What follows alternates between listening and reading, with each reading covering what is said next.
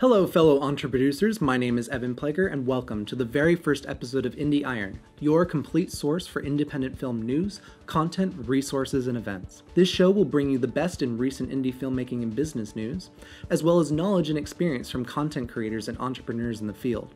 We will showcase important film and media locations in the Bay Area and beyond, and provide a calendar of upcoming meetups and events all aspiring content creators should attend. This show is created in collaboration with the producer Foundry, a meetup group devoted to providing networking and events for indie filmmakers in the Bay Area. The producer Foundry has worked passionately to cultivate community and support entrepreneurial filmmaking. My enthusiasm for learning from and supporting the talent of my peers is why I'm here, why I produce, and why I decided to create this program.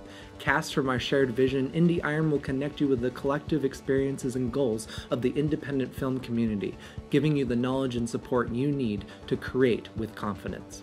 Joining me on this journey is someone who's taught me a lot about the indie film business. He is a founding member of the Producer Foundry and will be a recurring guest on this show. I give you Ben Yennie, the Guerrilla Rep.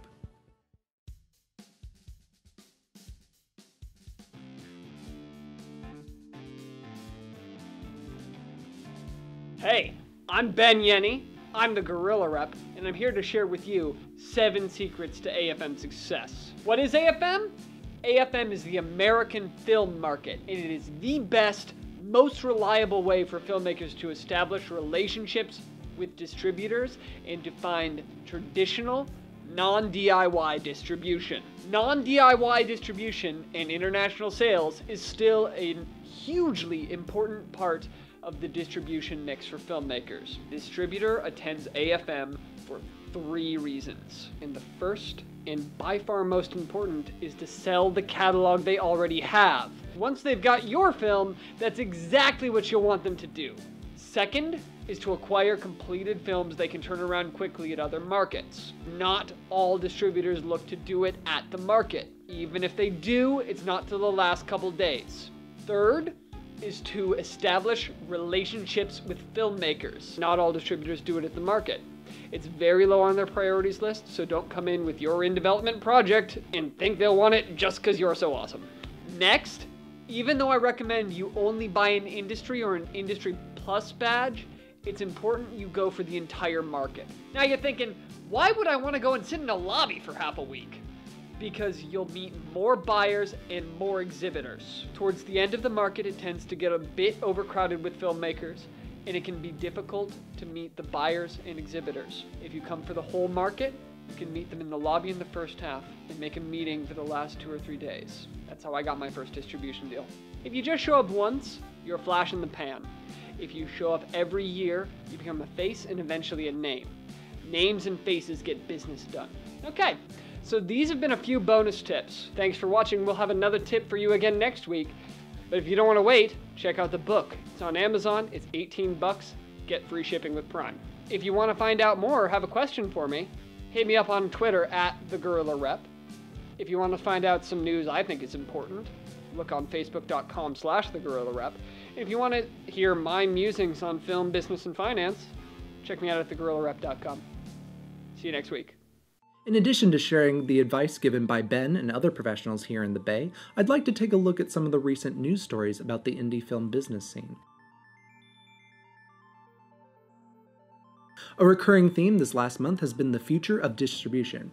That future, according to filmmakers and sellers alike, seems a bit overwhelming and clearly disrupts the current model of business.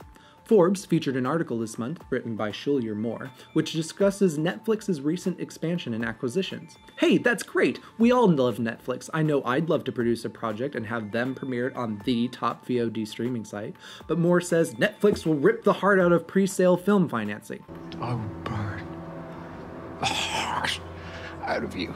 Wait, no, pre-sale is important. What is Netflix doing to ruin the standard for independent film distribution? Well, in becoming a worldwide distributor, they will destroy the value of DVD and pay TV rights to local distributors. Indie film producers will need to finance their projects with pre-sales to Netflix instead of to local markets. The article continues on its cynical note, citing the ever-popular refrain that movie theaters will need to step up their game with new experiences to outperform the rise in home theater entertainment systems. As if to address the current trends in independent film financing, IndieWire published an article asking independent filmmakers from Sundance Next what their biggest challenges would be in this new age of digital distribution. Most of the filmmakers seem to agree that with professional level equipment becoming cheaper, the amount of content being created is skyrocketing. This makes it harder to distinguish yourself from the now much larger crowd, being seen and acknowledged by critics and the public, and then using the initial momentum to launch bigger projects is what fuels indie filmmakers to create new content. But in a sea of YouTube home videos and easy access to a plethora of VOD sites, filmmakers need to concentrate on their storytelling. As Sundance Next director Jeff Baena states, a lot of people overuse digital and visual effects. They overcompensate on the technical side as opposed to just telling a story. The creators of the indie horror film Lyle took on the growing challenges of the indie distribution market in a way that at first glance seems pretty drastic. They gave away their film online for free. What's the benefit of handing out your lovingly created content like free leaflets on a street corner? Well, they believe that building a fan following first will help their content stand out later. As Zachary Wiggins says in the Tribeca article about entrepreneurial filmmaking, independent film is much more about building a critical mass of viewers than about trying to turn a profit. There's so much material in the marketplace and so few buyers that it isn't all that logical to approach independent filmmaking with an eye towards selling your film as the utmost goal. While turning a profit may be the long-term goal of film production, building your audience can be a critical step in creating financially successful projects. By creating buzz around a film and developing a community around their studio, the entrepreneurial producers that made Lyle can utilize their hype to push future projects into production and funding through a market that they created for themselves. The Kickstarter for their newest project is much more likely to reach a larger audience now that people know about their previous work. With game-changing companies like Netflix and the influx of new content shaping the future of digital distribution, indie filmmakers need to stand out by creating compelling stories and developing their audience early. It's the compelling stories rather than the flashy effects that will get you noticed by the right people for the right reasons. Also, by cultivating a fan following from the start and releasing passion projects for free, your later projects can build upon the success of your previous work and lead to bigger and better productions. To help you create compelling storylines, I'd like to share two awesome posts I found on the interwebs this month. NoFilmSchool.com calls the periodic table of storytelling the holy grail of storytelling resources. Click on any element in the table to see a complete description of that storytelling trope. This infographic covers recurring problems script reader and Reddit user profound_whatever has seen during his time reading first drafts of screenplays. Links to these resources are included in the description below. What do you think of the movement to digital distribution? Are online companies like Netflix paving the way for wider access to content? Is the disruption of the status quo harmful or helpful to independent filmmakers and smaller studios? How do you turn a passion project into a paid-for product? Let's hash it out in the comments. Thank you for tuning into Indie Iron. We are starting this off as a monthly webcast so that we can collect all of the best material from the previous month and to give you a good heads up for events for filmmakers in the Bay Area. Please subscribe to the Producer Foundry channel for all the indie film business goodies we have to offer, including the Guerrilla Rep 7 Secrets to AFM Success. I have been your host, Evan Pleger. See you next time. This one's rolling.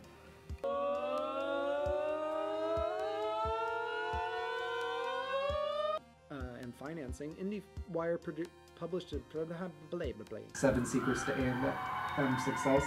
I've been your host, Evan Pleger. See you next time. It's because the pool's still open.